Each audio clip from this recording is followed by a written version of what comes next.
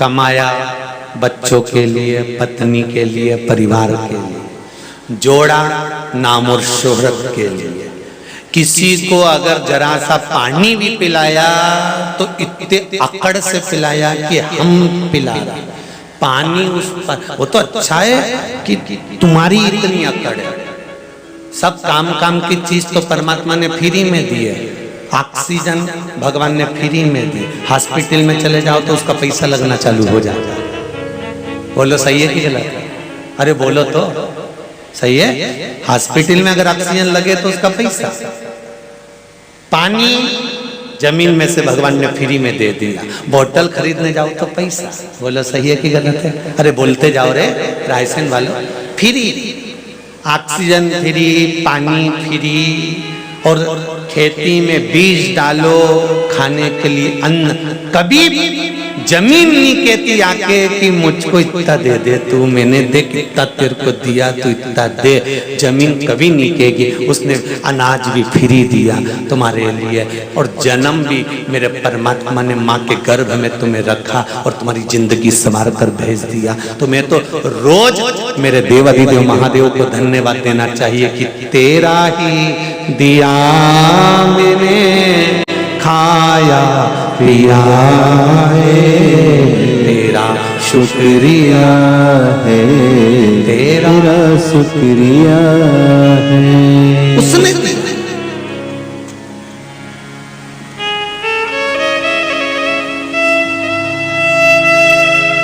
उसकी कृपा से मिला।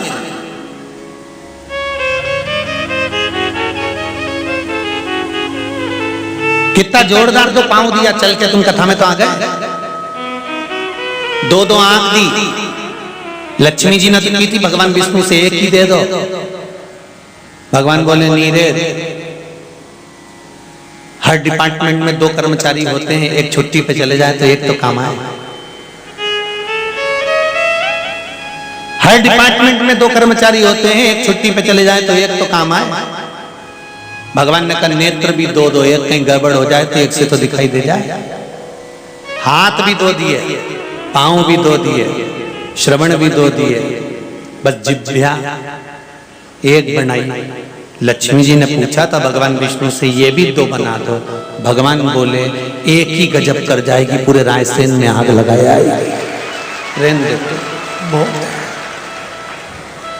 ये एक इतनी दमदार दी है कि इसके बराबर कोई दमदार नहीं होता। इसलिए ये जो है ना, ये चाहे तो पुजवा दे और ये चाहे तो दुचवा दे। ये बड़ी गजब की चीज है। इसलिए इसको 32 दांतों से सैनिक है ये 32 जीवान के लिए कि तू ज्यादा गड़बड़ करे तो काट दो, तो 32 दांत लगा दिए। पर इन दोनों ने आपस में बातचीत कर ली, दोनों की फ्रेंडशिप हो गई, दांत और जीवान। एक दिन जीवान ने दांतों से कहा, दांत तुम मेरे 32 भाई हो, तुम मुझे काटना मती भाई, मैं तुम्हारे हाथ जोड़ूं। इतने में 32 दांत बोले बेन हम तुझे नहीं काटेंगे, तेरी सौगंध खाएं, पर तू किसी से आड़ा टेढ़ा मत कह दीजिए, नहीं तो 32 की 32 निपट जाएगा। हम तेरा ध्यान धरे तो हमारा ध्यान धर ले। तूने गड़बड़ बोला और इन्हें धर के दिया, और ये 32 की 32 पूरा की पूरा फर्नीचर गाया, पूरा फर्नीचर चौखट की चौखट निकल गई। तू कृपा कर। अरे भजन भोले बाबा का करते रहोगे तो संसार सागर से तरते रहोगे। चित्त वृत्ति परमात्मा।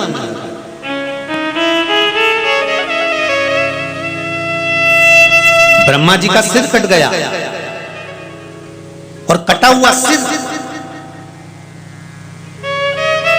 भगवान विष्णु के सामने ब्रह्मा जी के हाथ, भगवान शिव के हाथ से आकर चिपक गया वो कटा हुआ सिर ब्रह्मा जी।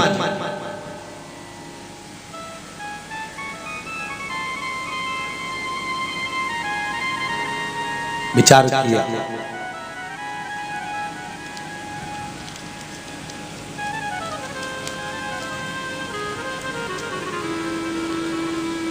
कि इस ब्रह्मा जी के कटे हुए सिर का क्या करना, पूछा गया क्या करा जाए। कहा यदि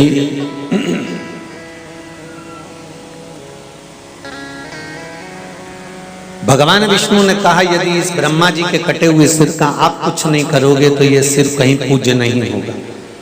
भगवान शंकर ने उसको बड़ का पेड़ बना दिया, बट वृक्ष।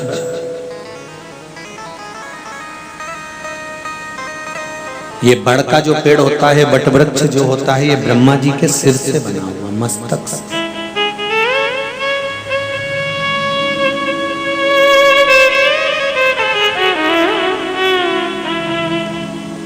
अब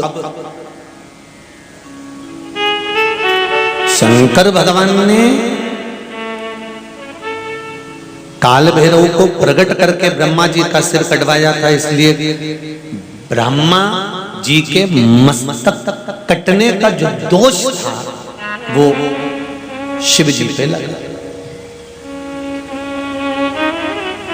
बहुत ध्यान देना इस कथा पर, बहुत।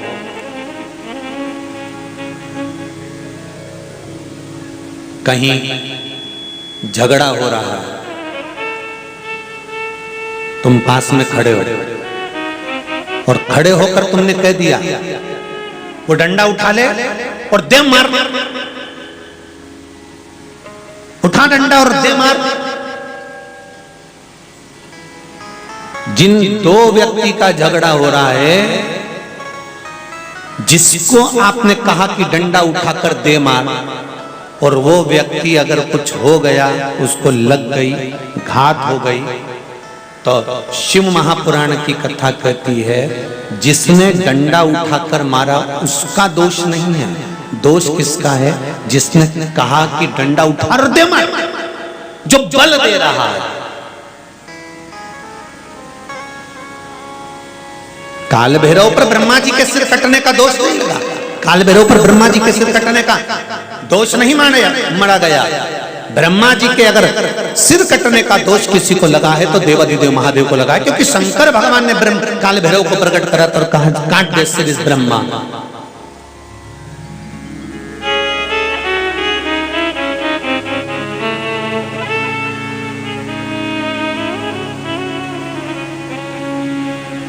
सब अच्छा चल रहा था और जरा सा अपने अपने मोबाइल पर जाता, जरा सा अपने फेसबुक पर, यूट्यूब पर या इंस्टाग्राम पर कुछ गलत बात लिख दी, विवादित कोई चीज लिख दी, तो दोष आपका है, क्योंकि आप उसको प्रेरणा दे रहे हो, आप गलत करने के लिए उसको अग्रण्य कर रहे हो।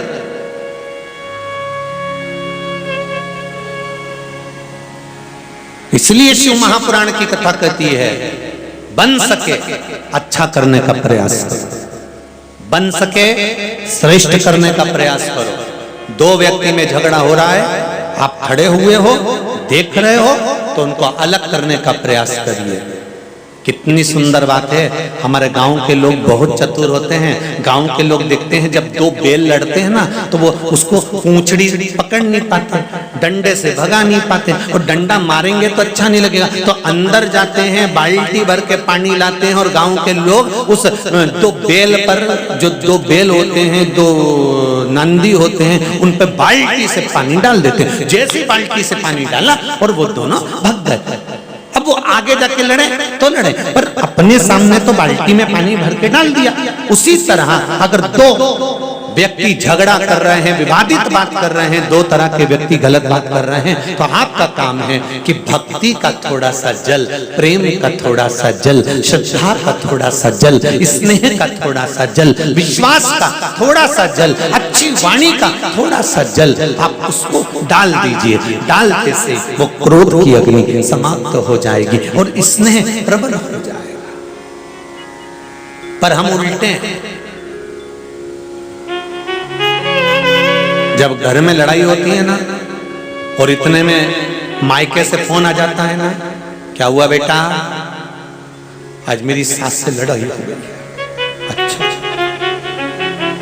फिर मायके से जो बोलना चालू होता है, मैं तो पहले ही जानती थी तेरी जिंदगी बड़ी बेकार हो गई। मैं तो पहले ही जानती थी कि तेरी सास का स्वभाव ऐसा है। जब तू पहले ही जानती थी चंद्र घंटा, तो शादी काय को करी जगदम्बा।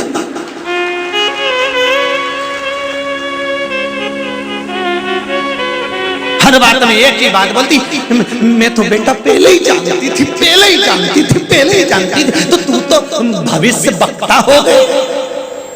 जब पहले जानती थी तो मैं शादी काय को करी? समझाना चाहिए बेटी को। कोई बात नहीं, घर की बुजुर्ग माँ है ना, बूढ़ी है ना, तुम जवान हो, तुम युवान हो, तुम्हें बदलने की जरूरत है, बूढ़ा व्यक्ति नहीं बदल सकता। और माँ को समझाना चाहिए बेटी को कि सुन बेटा, सास कितने दिन की कम निपट जाएगी पता नहीं पड़ेगा, बाद में तो तेरी सत्ता रहेगी न छोरी। और थोड़े दिन की बात, और थोड़े दिन की बात, और थोड़े दिन की बात। तुम तो आस का दिया जला के रखो कि डोकरी निपटे, तब तो चाबी तेरे पास। पर आग लगाने की जगह प्रेम का जल नहीं छींटे बनता। लोग उसमें वो कहते हैं ना, वो हनुमान जी ने लंका जला दी और लंका जलाई, इतने में मेघनाथ आया और मेघनाथ ने आकर ऊपर इंद्रदेव से कहा, इंद्रदेव मेघ बरसा, पानी बरसा। इंद्रदेव बोले जी हुजूर, और मेघनाथ के कहने पर इंद्रदेव पानी लेकर आ गए, मेघ लेकर आ गए और जो बरसाने लगे तो हनुमान जी को गुस्सा आ गया। और हनुमान जी ने जो देखा ऊपर इंद्र को, तो इंद्र ने कहा बोलो प्रभु। हनुमान जी बोले मेघनाथ के कहने पे तुम पानी बरसा रहे हो।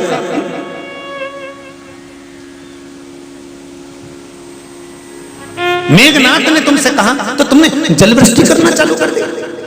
इंद्र पास में आकर हनुमान जी से बोले प्रभु क्षमा करो, मेघनाथ के कहने पर पानी का टैंकर तो लाया हूं और उस पे लिखा भी पानी है, पर अंदर पेट्रोल भर के लाया। तुम चिंता मत कर, पूरी जला कर मालूम। इतनी समझदारी रखना। अब मेघनाथ कह रहा था पानी बरसाओ, और ऊपर से पानी के टैंकर घृत भरा हुआ था और वो बरसाया जा रहा था, और लंका धधक धधक के जल रही थी। हनुमान जी खुश हो गए, इंद्र बड़ा गजब का काम करा, तेरे बराबर कोई चतुर नहीं हो सकता। इंद्र बोले तुम्हारे बराबर भी चतुर नहीं हो सकता, पता लगाने आए थे, आग लगा के जा रहे।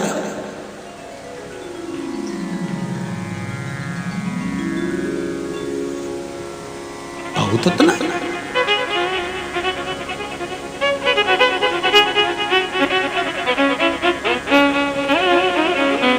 एक निवेदन सभी से है, जितने लोग धूप में खड़े हुए हैं, बहनें जो धूप में खड़ी हैं, उनसे भी निवेदन है, कहीं जगह मिलते जाए तो आप लोग बैठते जाइए। कार्यकर्ताओं से निवेदन है, टेंट पूर्ण तरह से बढ़ाने का प्रयास करिएगा, जिससे लोग जो खड़े हुए हैं उनको तकलीफ ना हो। माताएं आप लोग भी अंदर की ओर थोड़ा थोड़ा, अगर स्वयं सेवक संघ के कार्यकर्ता लोग अगर सेवा दे रहे हैं तो महिलाएं जो खड़ी हुई हैं उनको बिठाने का प्रयास करिएगा। बच्चे उनके साथ में हैं, गोदी में और धूप में खड़े हुए, बोलो उसका ध्यान दीजिए। हर हर महा चित्त वृत्ति। और जब कथा कर रही है महाराज, शिव तत्व कह रहा है, भगवान शंकर की कथा कर रहा है, भगवान शिव का स्मरण कर रहा है। यहां टैंकर भले पानी का है पर उसमें घृत भरा हुआ है महाराज, घृत भरा। तो शिव पुराण कहती है, भगवान शंकर का चरित्र कहता है, शंभु शरणे पड़ी मांगो घड़ी रे घड़ी, दुख काटो दया करी दर्शन आपो। मंत्र सब बोलेंगे एक साथ। आपको पहले भी कहा, शिव महापुराण में जब मंत्र आता है तो उस मंत्र का स्मरण करके अपने दिल की बात शिव जी से कहना रहती है, बाबा उसको स्वीकार करता है। आज तीज का दिन बड़े आनंद के साथ ईश्वर जी और गोरा जी के शिव महापुराण कथा का लाभ लेते हुए श्री शिवाय नमस्तुभ्यं, श्री शिवाय नमस्तुभ्यं, श्री शिवाय नमस्तुभ्यं श्री शिवाय नमस्तुभ्यं श्री शिवाय नमस्तुभ्यं। भगवान शिव की कथा करें। हाथ में शंकर भगवान के ब्रह्मा जी का शीश लगा, मतलब ब्रह्मा हत्या का दोष शिव पर लगा।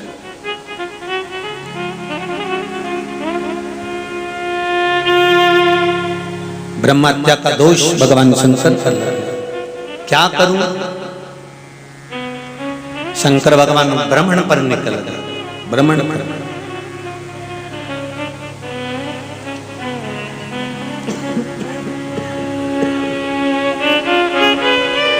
शिव जी ब्राह्मण पर निकले। भ्रमण करते करते भोलेनाथ जी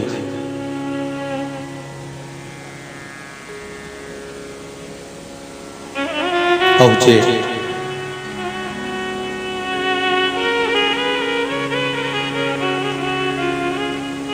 आनंद वन में। आनंद वन किसको कहा है? आपको पहले भी कथा में कहा, काशी अभिमुक्त नगरी, काशी आनंद वन है। काशी माधवपुरी,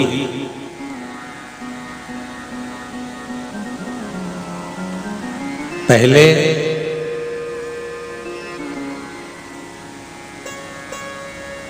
ऋग्वेद में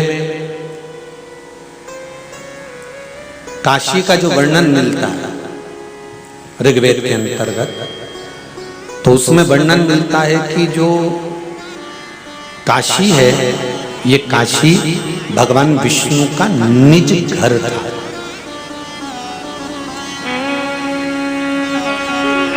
भगवान विष्णु का स्वयं का घर है काशी।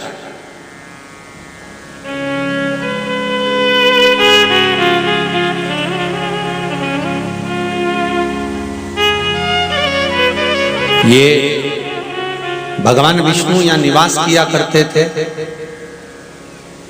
लक्ष्मी जी के साथ में सदा भ्रमण किया करते थे इस काशी में। शंकर भगवान का निज घर बद्रिकाश्रम है और भगवान विष्णु का निज घर काशी है।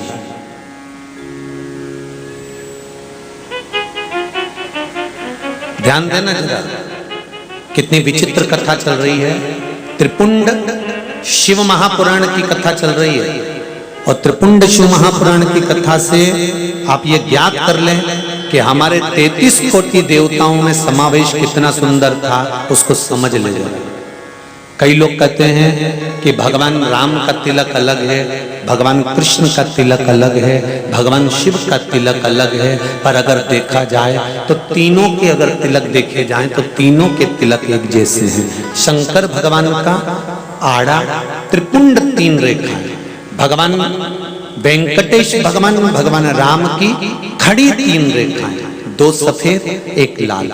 अगर आप लोग नाथद्वारा गए हो, आप में से कितने लोग गए नाथद्वारा श्रीनाथ जी का दर्शन करने के लिए? अगर नाथद्वारा गए हो और अगर नाथद्वारा नहीं भी गए हो तो श्रीनाथ जी के चित्र को, श्रीनाथ जी के फोटो को बड़ा कर देखना। तो श्रीनाथ जी के चित्र में आप दर्शन करेंगे कि श्रीनाथ जी के मस्तक पर 3 सोने की रेखा दिखेगी, उसके बाद में युमर का अर्थात पुष्टि मार्गी तिलक दिखेगा। कुंकू का तिलक, रोली का तिलक बाद में दिखेगा, पहले 3 सोने की रेखा।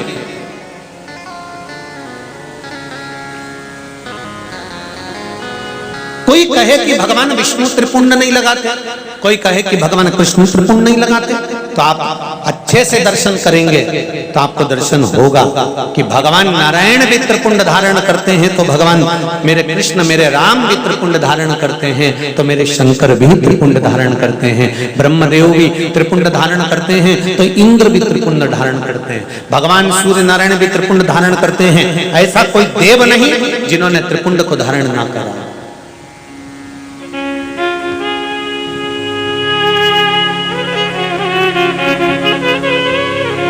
ऐसा कोई देव नहीं। त्रिपुंड में 3 नाड़ियों को साधने की प्रबलता होती है। पहली इड़ा, दूसरी पिंगला, तीसरी सुषुम्ना। ये 3 नाड़ियां त्रिपुंड लगाते समय केंद्रित कर ली जाती है। बहुत ध्यान देना जरा कथा की। जिस बच्चे का बुखार नहीं उतर रहा, बुखार कमी नहीं हो रहा, बहुत प्रयास कर लिया, डॉक्टर को भी दिखा लिया, तो एक प्रयास करना, कोई भस्म आपके पास में घर में रखी हो, कोई भस्म। भस्म का भी हमने पहले कथा में वर्णन किया है कि कोई यज्ञ यदि आपके यहाँ होता है और विशाल कोई यज्ञ होता है और उस यज्ञ में जो गोला, नारियल का गोटा जो आखिरी में पूर्णाहुति में समर्पित किया जाता है, उस गोले के अंदर की भस्म को पीस कर छान कर रख लीजिए। वो बड़ी प्रबल भस्म होती है। दूसरा, अगर वो भस्म ना मिले तो बेल का जो फल होता है, बेलपत्री के वृक्ष में जो बेल का फल होता है, उस बेल के फल को सुखा लीजिए। सुखाने के बाद उसको जला लीजिए, जलाकर उसको पीस लीजिए, पीस कर उसकी भस्म तैयार करके रख लीजिए। वो भी नहीं हो तो अलोनी गोबरी, कंडा, गाय जब पोटा करे उस पोटे को हाथ से थापा ना गया, गाय ने पोटा करा, सूख गया, उस पोटे को उठाकर जलाकर जो भस्म तैयार करी जाती है उसको अलोनी भस्म कहते हैं।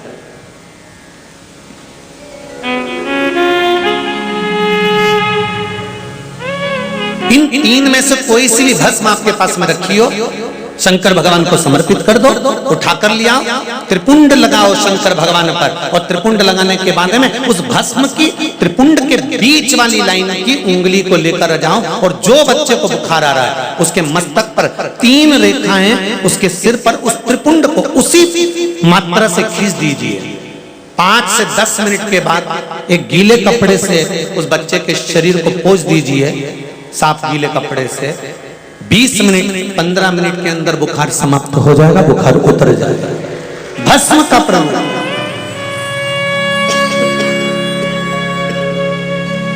महाराज शिव महापुराण की कथा कहती है 3 नाड़ियां,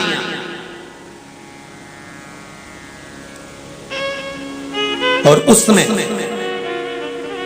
इड़ा, पिंगला, सुषुम्ना, ये 3 जो नाड़ियां हैं, ये हमारे शरीर के जितने ताप हैं, तकलीफ है, रोग है, बीमारी है, इसको खींचने का काम करते हैं। केवल भस्म।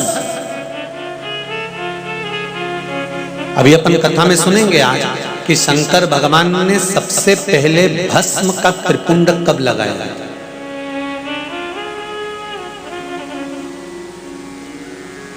भस्म का त्रिपुंड कब धारण करा था? शिव पहली बार भगवान शंकर।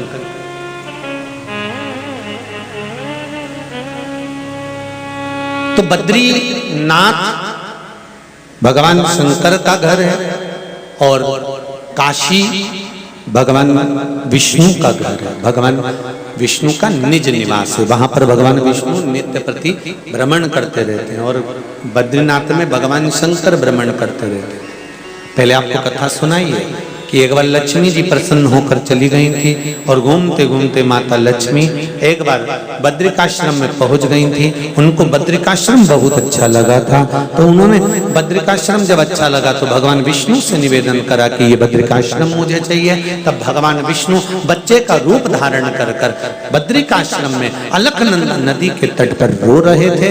पार्वती जी उनको गोदी में उठाकर लेकर आ गई थी, और माता पार्वती जी ने भगवान शंकर से कहा था, प्रभु ये बालक बड़ा सुंदर है, इस बालक को मैं अपने पास पुत्र बनाकर रखना चाहती हूँ। भगवान ने मना करा, इस बालक को वापिस छोड़ कर आ जाओ। पार्वती जी को बार बार मना करा था कि इस बालक को मत लेकर आओ। पार्वती जी नहीं मानी, मैं तो लेकर आऊंगी। और पार्वती जी भगवान को गोदी में उठा कर ली।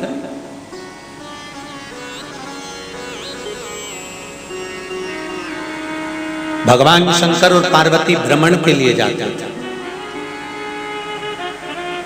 आज इस बालक को कैसे लेकर जाएं? तो बालक को अंदर छोड़ दिया, दरवाजे लगाकर घूमने चल दिए। वापस लौट कर आए तो अंदर से दरवाजा बंद था। खोलने का प्रयास किया गया पर दरवाजा नहीं खुला। पूछा क्या बात है? पार्वती जी कहती हैं अंदर कोई है जिसने दरवाजा बंद कर लिया, खोल नहीं रहा। जब दरवाजा खोला तो भगवान विष्णु और लक्ष्मी अंदर थे। नारायण और लक्ष्मी ने माता पार्वती और भगवान देवाधिदेव महादेव से कहा कि ये घर हम रखना चाहते हैं, ये बद्रिकाश्रम हम रखना चाहते हैं। पार्वती जी की आंख में आंसू भर गए। पार्वती जी रोती हुई बोली अपन कहाँ जाएंगे, अपन कहाँ जाएंगे? शिव जी बोलते हैं कोई बात नहीं पार्वती, अगर भगवान विष्णु और लक्ष्मी जी का मन यहाँ रहने का है तो ये यहाँ रहे, अपन केदारनाथ में चलकर रहेंगे। जरा देवताओं का प्रेम देखिएगा, देवताओं की वात्सल्यता देखिए, देवताओं की करुणा देखिए कि कितना वात्सल्य, कितनी करुणा, कितना प्रेम भरा है देवताओं में। जरा वो समझिएगा महाराज। भगवान शंकर ने अपना घर भगवान विष्णु को दे दिया।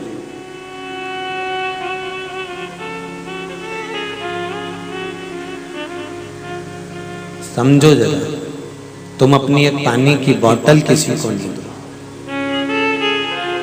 घर तो जाने दो।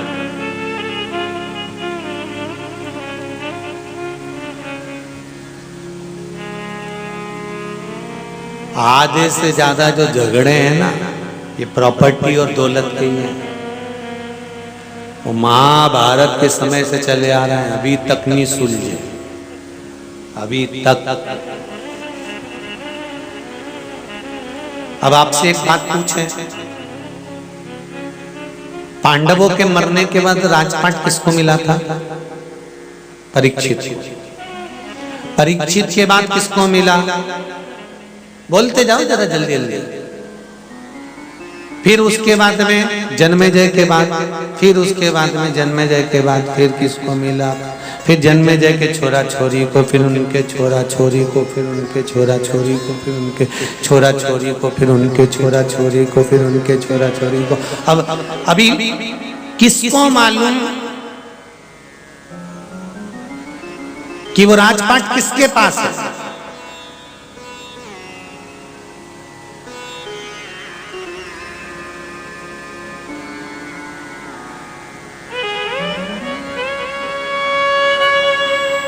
हस्तिनापुर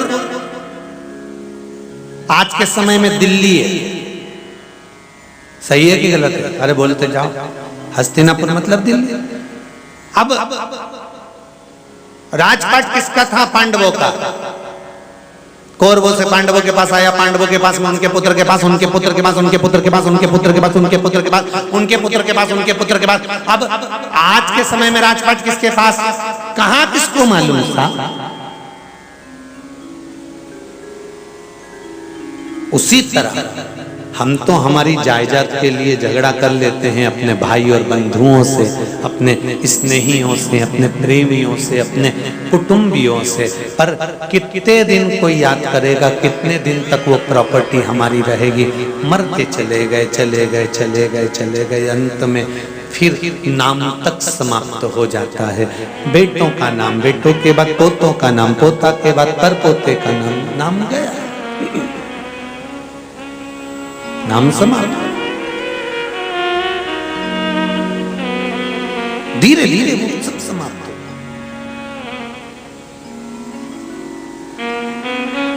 इसीलिए कहते हैं कर सेवा तो लगन लगाकर मन में सच्चा भाव हीर की आंखें खोलो रे अब वल्लभ के चित्तवृत्ति रमा। भगवान शंकर ने अपना घर भगवान विष्णु को दे दिया और भगवान शिव जब भ्रमण के लिए निकले तो माधवपुरी पहुंच गए। ऋग्वेद में वर्णन आता है काशी में पहुंच गए भगवान शंकर। इतनी सुंदर काशी को जब देखा, देखते ही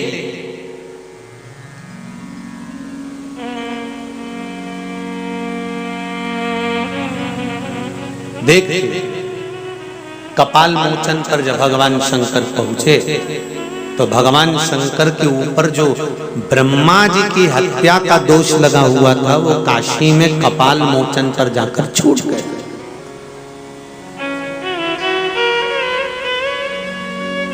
काशी में कपाल मोचन पर जाकर छूट गए।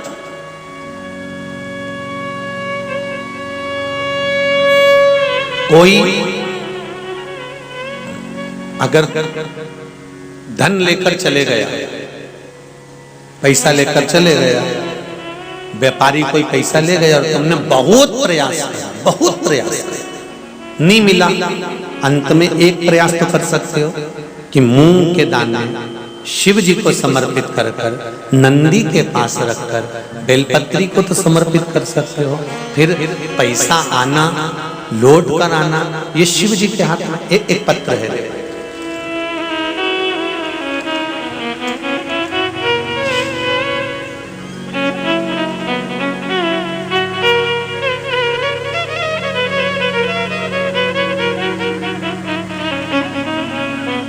कुसुम ठाकुर भोपाल कटरा हिल्स से आए हैं। आप ही एक बार दोनों हाथ हिलाकर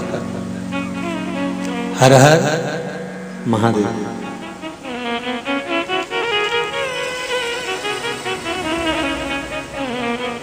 आपने पत्र में लिखा है कुसुम दीदी,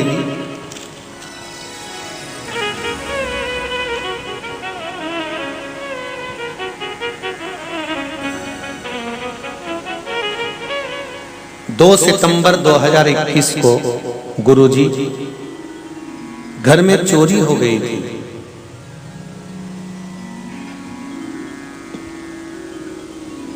चौदह तोला सोना चोरी हो गया। गुरुदेव जब 14 तोला सोना चोरी हो गया तब मैं अक्टूबर में कुबेरेश्वर धाम गई। 2 सितंबर को धन चोरी हो गया था। अक्टूबर में मैं कुबेरेश्वर धाम गई और गुरुजी वहीं से मैंने बाबा को निवेदन कर कर पशुपति व्रत रखना शुरू कर दिया। गुरुदेव चोंगे जैसी आवाज आ रही है बेटा, इसको सही करिए। गुरुजी पशुपति व्रत किया और करने में पशुपति व्रत की क्या महत्वता होती है गुरुदेव। 5 व्रत पूरे हुए और थाने से फोन आ गया कि चोर पकड़ा गया। ये शिव की कृपा है गुरुदेव। अब चोर तो पकड़ा गया, मैंने इसमें लिखा है आपने कि मूंग के जो दाने का प्रयोग था 21 दाने वाला वो करा, चोर पकड़ा गया। गुरुदेव मैं नर्मदा परिक्रमा पे गई हुई थी। जब परिक्रमा से आई भगवान शिव से मैंने प्रार्थना करी, बाबा मैंने आपकी पूजन अर्चना करी है, बाबा मेरा गया हुआ धन वापिस आए। 22 दिन के बाद मैं नर्मदा परिक्रमा से आई और आने के बाद में 3 पेशियां करी, गुड़, बेलपत्र, मूंग वाला प्रयोग, मूंग, गुड़ और बेलपत्री का प्रयोग मैंने करना प्रारंभ करा। और कर कर जब मैं गई तो बाबा की कृपा से मेरा 14 तोला सोना वापिस मुझे प्राप्त हो गया। ये शिव मिल गया बहन, बैठ जाइए। हर हर महादेव, बैठिए। हर हर, ये शिव कृपा।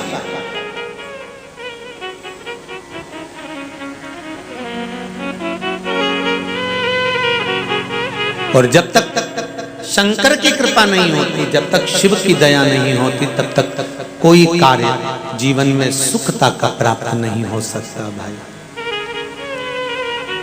अरे तेरा ही दिया मैंने खाया पिया है, तेरा शुक्रिया है, तेरा शुक्रिया है।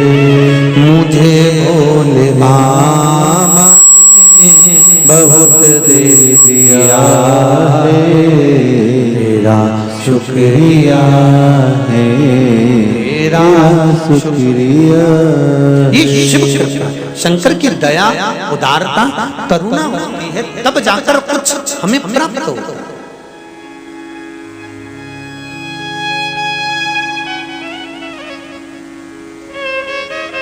शिव महापुराण की कथा कहती है, अगर कोई पैसा खाकर चले भी गया ना, नहीं घबराना पड़ा, शंकर का अनुमोदन।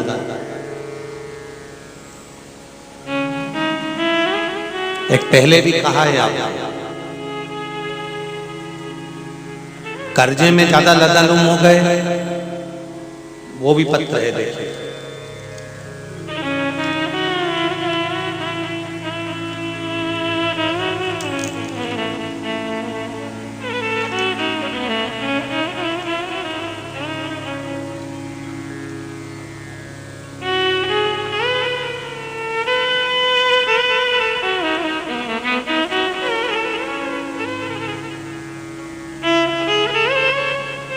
रश्मि ठाकुर हैं, कोलार रोड से आई हैं, भोपाल से। आप ही हैं? इसमें वर्णन किया है दीदी आपने।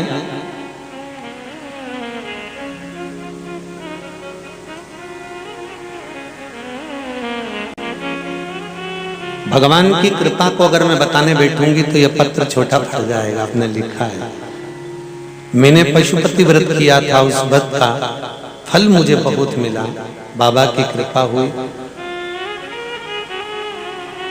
8 लाख का कर्जा था, इसमें लिखा है बहन आपने।